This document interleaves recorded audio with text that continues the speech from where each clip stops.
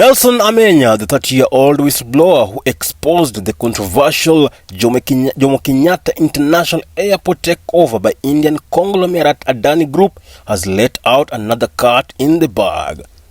Speaking on Wednesday, Amenya stated that the dossier detailing the questionable deal reveals that ADANI's proposal demonstrates their intention to significantly reduce the number of airport workers. Amenya went on to say that ADANI has suggested to the Kenya Aviation Authority that they look for departments where they can redeploy workers rather than laying them off.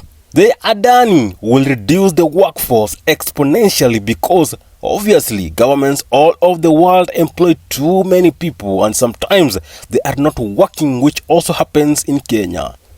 What ADANI is asking KAA is to allow them to trim the team, he said during an interview with KTN. While withholding his sources to the documents, Amenya added that ADANI seeks to increase the airport fees by 52% if they secure the deal. He said the deal, posing as a smelling rat, will only poke deeper into Kenyans' pockets without yielding any results. They are going to increase the airport fees by 52% with no upgrade. The passengers and airlines will not see any change but will have to pay more. Do you still want to tell me that we will still be competitive like we are today? He posed. The fact remains that it's a bad deal, it stinks.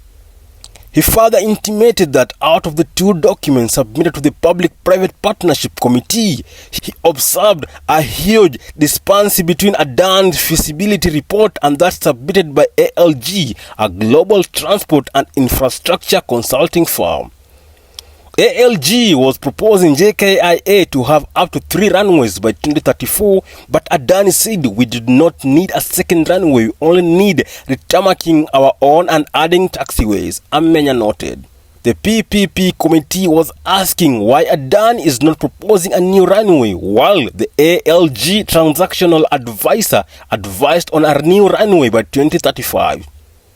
ADANI is not going to touch our runway until 2028.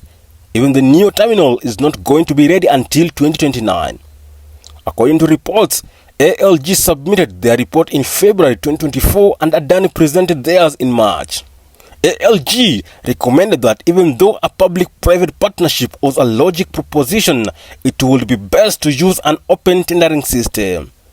ALG's report stated that an open tender process is the best international practice and was the default procurement method in the Kenyan PPP regulations. ADANI, on the other hand, in its proposal, opposed an open tender process as it will lead to time wastage.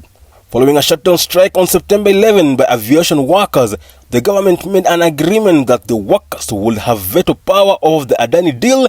Hence, no agreement will be signed by the government without their involvement and green light.